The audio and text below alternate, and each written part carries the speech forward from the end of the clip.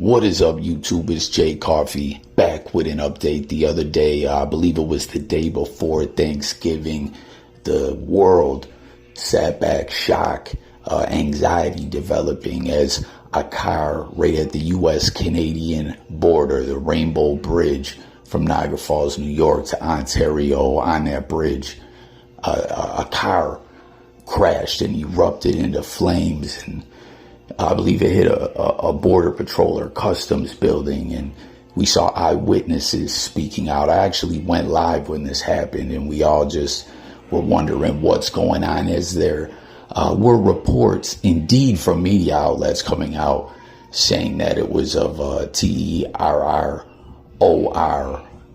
You get the idea of what I'm saying, nature, you know what I mean? And we heard those reports for sure, for certain. I remember I was live. Few people jumped in. The live's still up. Doesn't have a lot of views. You can go check it out. But we're like, what is going on? You know what I mean? The car reportedly went 100+ miles per hour. And we're just like, man, are we under attack? What is going on? But one thing I want to point out for sure, and comment if you were in that live or you heard these reports yourself, there were media outlets reporting that terror. Again, you get what I'm saying. Gotta watch how we rock on here, you know what I mean? Element to this whole incident. And I particularly remember someone who I was talking to on the live, as I was saying, man, does a car just blow up like that? You know, we're just all reacting in real time to this. Can a car just erupt like that on its own, crashing, as, you know, cars contain flammable liquids? And some of us were, you know, debating it. Yeah, it could happen. It seems kind of wild that it would happen. And then someone was like, no, Coffee. They straight up said there was explosives in the vehicle. Well, I want to just point that out again about the explosives, and the certain media outlets flat out, you know, mentioning the terror element again. You know, here we are a couple days later. There's some updates to go over, but a lot of media outlets are acting like that was never said at all, or that was just speculation on a lot of people's end. But you know what's so crazy is a lot of times YouTube is pointed at as a place where content creators just make outlandish claims and don't have anything to back up what they're saying, and people just react over the top for the views and go back and forth with each other, and bad journalism, lazy reporting. And yes, that can be very, very true, but so often in the real, whatever you want to call it, because I don't want to say real like everything going on in YouTube is fake, but so often in these major networks, will say, they do a lot of stuff that YouTubers get criticized for, reacting to stuff just to get ratings, to, you know, for the controversy and conflict and shock value of it all. Jump on, not fact check stuff and just jump out the window with it, and things like that. I just want to point that out. That happens so often, especially when you get to the whole political side of things. I've pointed out before where in the political world, major media outlets go back and forth at each other like YouTube reaction channels beefing. It's crazy, you know what I mean? And the reason why I'm pointing this all out is because we're about to cover these updates again. Like I said, there is more info out.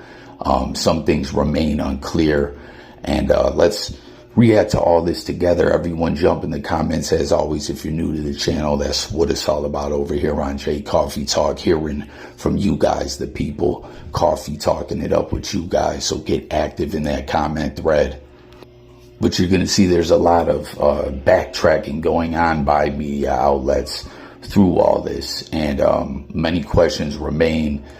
You know, listen, when stuff like this happens, a lot of people don't trust the major media outlets or anything, you know, and develop theories and things like that. And sometimes it's wild to do that. Sometimes it almost seems just to do it. And I don't know, there's certain things about all this feel weird. So let's just get right into it.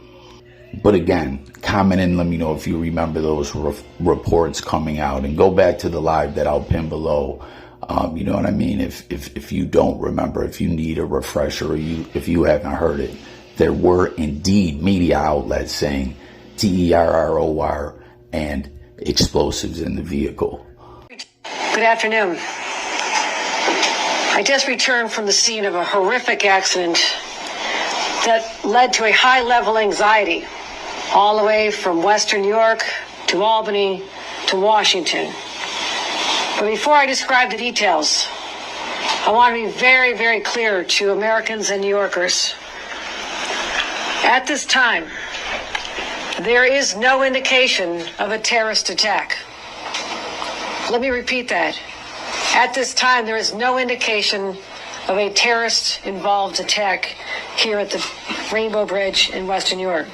The most important thing, I think, from the onset of this incident, and remains the most important question at this time, is whether or not this incident was intentional, whether it was part of an accident or something unrelated to the border, whether it was somebody trying to flee police, was it a stolen car, was it somebody having a medical episode? I can think of all sorts of permutations, but you saw the kind of the precipitating incident, this vehicle traveling at a high rate of speed, and right here it goes airborne and then apparently crashes into this Customs and Border Protection facility, and after that there's a fire and the gas tank explodes or catches fire. After that point, 2 occupants of the vehicle, and you're looking at the aftermath now, 2 occupants of that vehicle are dead. This incident happened just before 12:15 Eastern time today.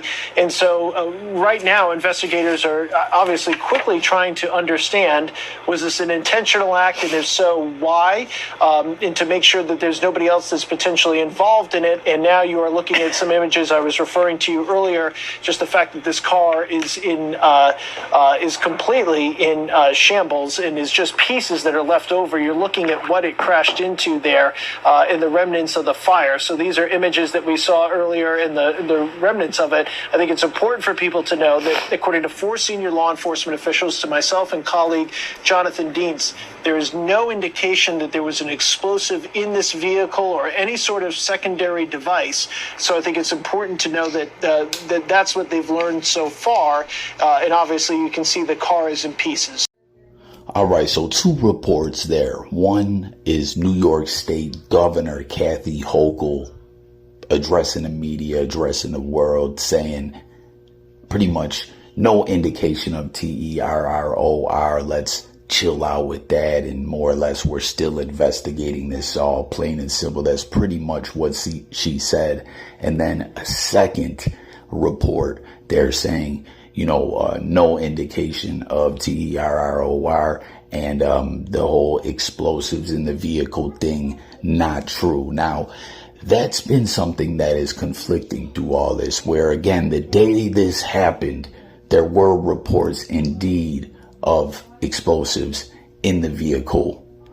Again, go check my brief live out when we were reacting to this all in real time. It was very scary. We're right at a holiday. There's all this stuff going on, on a massive level in regards to the borders of the United States and immigration and things like that. And it just had us all shook. Is this someone making a statement? Is this someone tied to some kind of organization or something? What in the fuck is going on?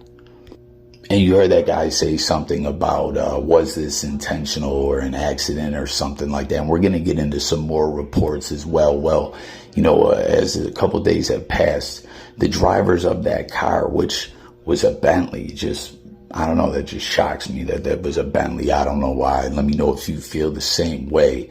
They're saying was a couple, 54 years old, Monica and Kurt Villani, who actually owned Gui's Lumber, which is all over Western New York, successful business, many locations, supply lumber, which obviously is big in the construction business and things of that nature. These individuals are from, or they are deceased now, were from Grand Island, which is very, very close if you pay attention to everything on the screen in this video. This is all in the Buffalo, New York area. This is in Niagara Falls, just outside of Buffalo. And then Grand Island is right next to Niagara Falls, pretty much between Niagara Falls and Buffalo. It's like a 15-minute ride from Grand Island to Buffalo. But, you know, they're just looked at as a local couple who donated to charity. Their neighbors describe them as someone who would shovel your snow, which if you're not from Western New York, or, you know, or a place that gets just covered in snow over the winter, you just don't understand what kind of work that is. From late October all the way sometimes to mid-April is the real winter season in Western New York. I always point out people in like Michigan, Detroit, lake effect snow areas understand what it's really like to get covered in snow. But I elaborate on that just to say, like, you know, point out very nice people, the type of people that would want to make sure their neighbors don't get snowed into their house, or, you know, their neighbors. Because sometimes if people are disabled or elderly, they're not able to shovel their own driveway and walkways and stuff like that. You know, very caring people. And there's reports that they were crossing the border into Canada to attend a KISS concert that I think ended up getting shut down, canceled, or whatever. I don't know if it was canceled because of what happened here or what. And side note, I didn't even know KISS was back to touring or anything like that, being active as a band, you know. But we're just more or less hearing these are very nice people. The media is going out their way to, you know, pretty much say without saying, there's no way these people could be tied to any kind of terror elements or anything like that, you know, which, no disrespect to those people or anyone who may see this video who knew them. I mean, it doesn't seem like they were, but I mean, I guess it could be possible, you know, but again, we're just trying to react to all this information out there and see that I'm not trying to be a conspiracy nut or nothing, but they're just, I don't know, things kind of just feel unclear in certain points about the information that we're getting and the way media outlets are acting to their initial reporting and stuff like that just feels a bit off, a bit weird, you know. But as we continue on, you're going to hear reports where it seems, you know, a lot of news outlets and just, you know, people speaking about all this are kind of hinting at that. In some reports, you'll see directly say that they feel like there was a mechanical failure or something like that, and or maybe wondering if there was some kind of medical emergency, something that happened that accidentally caused these individuals to just pick up speed and crash into this vehicle, into this building like this in their vehicle. You know, it just all kind of feels a bit weird in some instances. Again, not trying to wear a tinfoil hat, just trying to process all this info. And once again, everyone comment and let me know your thoughts. Aaron Katursky, our senior investigative correspondent, getting details in by the minute here. Aaron, what do you have? This whole thing was captured on surveillance images. There are cameras all over Rainbow Bridge across the Niagara River, and we're told from sources who've been briefed on the investigation so far that the images show the vehicle that exploded initially being stopped at a checkpoint before it ever made it onto the span of the bridge. What prompted that stop, we're not sure. The vehicle was directed to a secondary security checkpoint, and that's when, according to the surveillance images, it starts to speed up, reaching quite a high rate of speed before it ends up crashing into that secondary screening location and bursting into that explosion. Whether it was the crash that caused the explosion or whether there was something in the vehicle that caused the explosion, the authorities still have not said. But they have found what's been described to us as a briefcase or a suitcase that has aroused suspicion. They're now treating that briefcase or suitcase, whatever it was, as a possible explosive device out of an abundance of caution. But still not clear, Kira, exactly what caused the explosion. We do know there are fatalities associated with it, whether it's people in the car, whether it's people at the security checkpoint. That has not been made clear. So the surveillance video, Aaron, just to recap here, actually shows the vehicle was stopped at a security checkpoint before it got, explain to the checkpoint and the bridge and the crossover there, where people walk, where people drive. Can they do it at the same time? Well, before you can make it onto the span of the bridge and actually cross into the United States, there is a checkpoint. Something in the vehicle must have aroused some suspicion, and rather than being waved onto the span of the bridge, the vehicle was directed to a secondary screening location. As the vehicle was traveling to that secondary screening location, it speeds up, sources said, what the surveillance images show, and at that point crashes at a fairly high rate of speed into something at that secondary screening location and then explodes. They're now looking for the license plate, but the license plate would have undoubtedly already been read at the initial checkpoint, so the authorities probably have a good idea about who the vehicle belonged to or whether it was associated with any crime in the past, and they can have potentially a pretty good understanding of what this all might be. They just haven't told us yet, Kira. All right, so that report there seems to be before the identity of the driver and the passenger, the individuals who passed away. And again, initial reports, or not again, I didn't mention this earlier, but this is info we knew back during the day when this happened, immediately, that the two driving were deceased, and some people working at the border were injured in that building burning up, but only 2 fatalities and injuries, which, all things considered, for a horrible thing happening, I guess we would say that is the best outcome. You hope a horrible thing doesn't happen at all. You hope that's the outcome. But if something like this, and again, at that point, media outlets heavily putting it out there that they believed it was TERROR, and some were saying it was. But with all that being said, the mind state that we had back then, like, oh my God, are we under attack? The fact that numerous people weren't KILLED, and this wasn't more catastrophic. And again, I don't mean to minimize what happened. It's still crazy, and just, you wish it didn't happen. But that was our mind state then, like, oh, thank God if this was indeed an attack. What at that time looked like the perpetrators of the attack were the only ones that got hurt. But again, now the media's like, no, these people were locally loved and helped out in their community, local business owners, and this just seems to be an accident. What do you guys think about that? Could this be some kind of mechanical malfunction?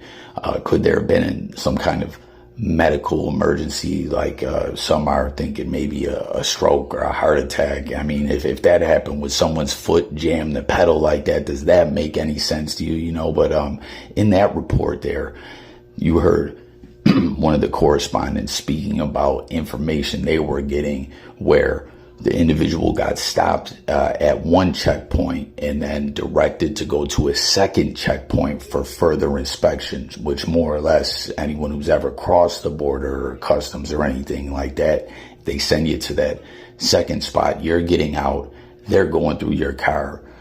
You're possibly, maybe more than likely, getting searched. Hell, if, they decide you're maybe getting strip searched or whatever, you know what I mean? And that correspondent was running with info like that, like they were direct to be searched further, and then that happened, which again conflicts with other reports, and what we're being told was what happened with all this, which again, now the mass media is saying never was any kind of TERROR, just some kind of accident. What do you guys make of that?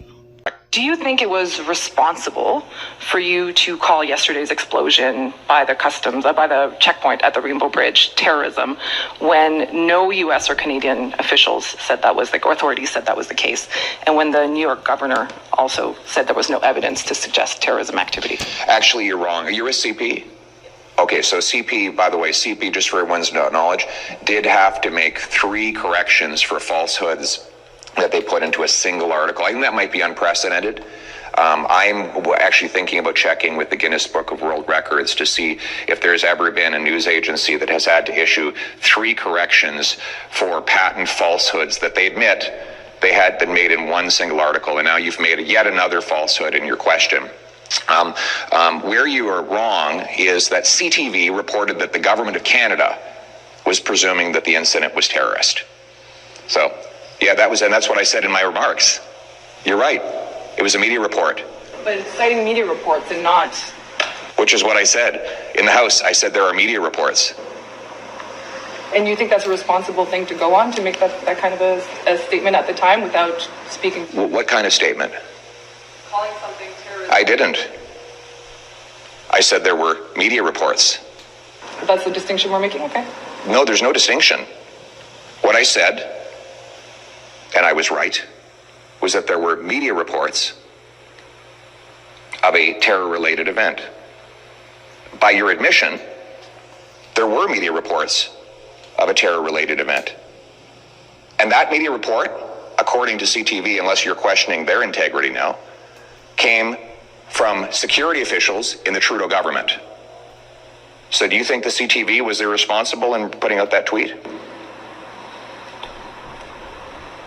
Do you think it was a responsible comment to make in the House of Commons? Sorry, I'm asking, I have already answered that. Do you think CTV was irresponsible to put that tweet out? That's none of my business. That's not for me to comment. Well, you just did comment. Okay. So, I just hope you're not going to print something that you have to apologize for again. All right, so there we have Pierre Poilievre.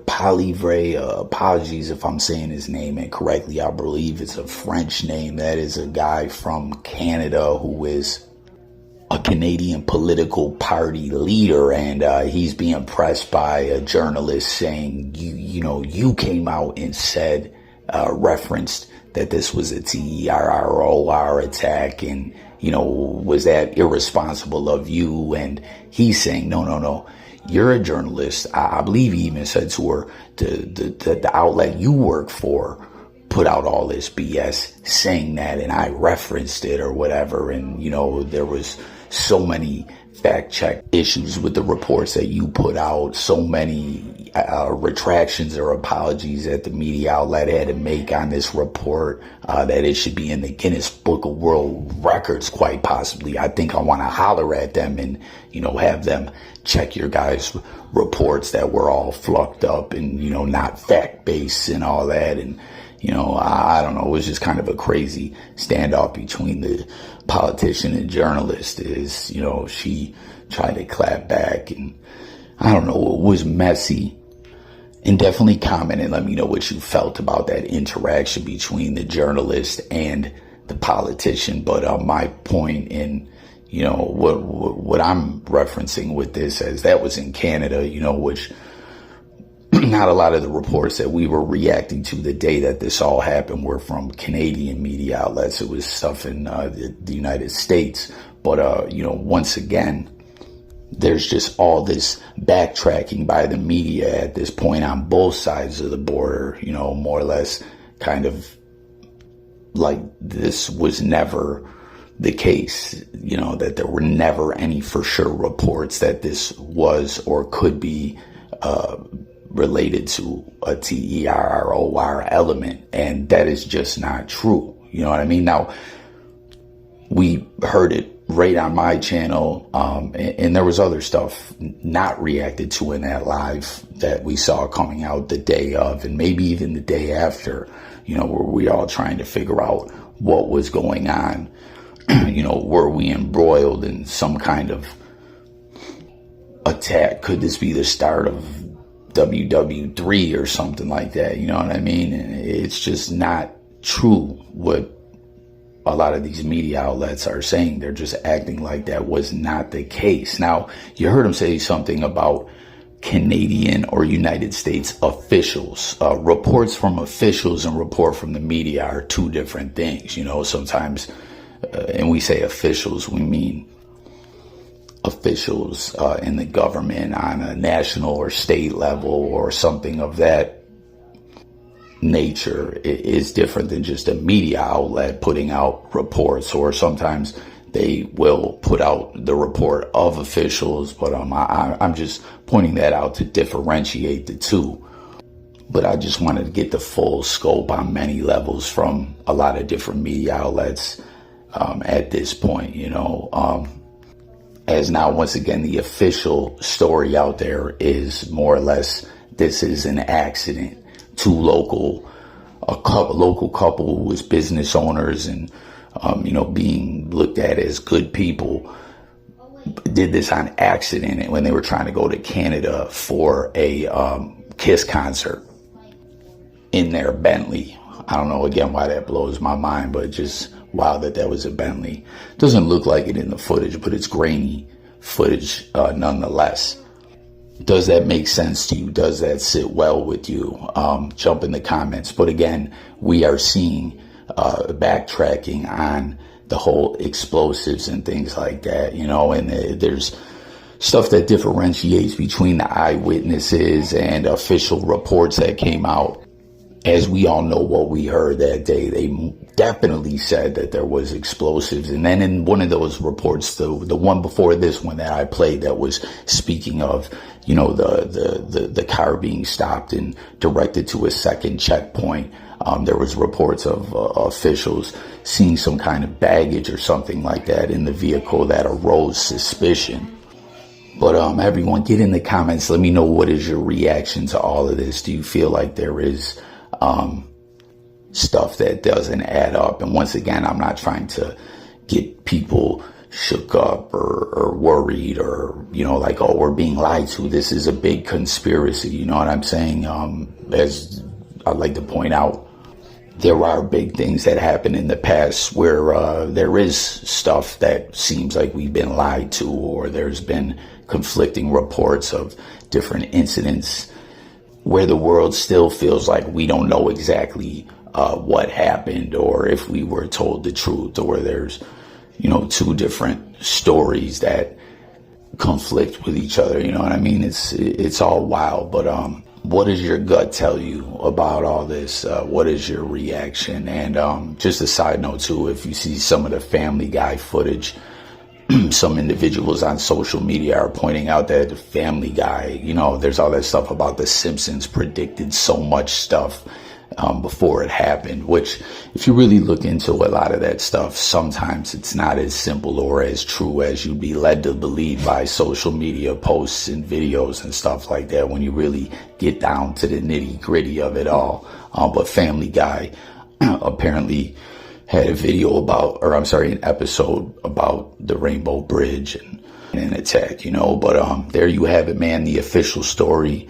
Two individuals, a local couple who, just business owners, great people, accidentally crashed over 100 miles per hour, airborne in their Bentley. The media and some officials, leaning into that this was some kind of accident. Does it all make sense to you?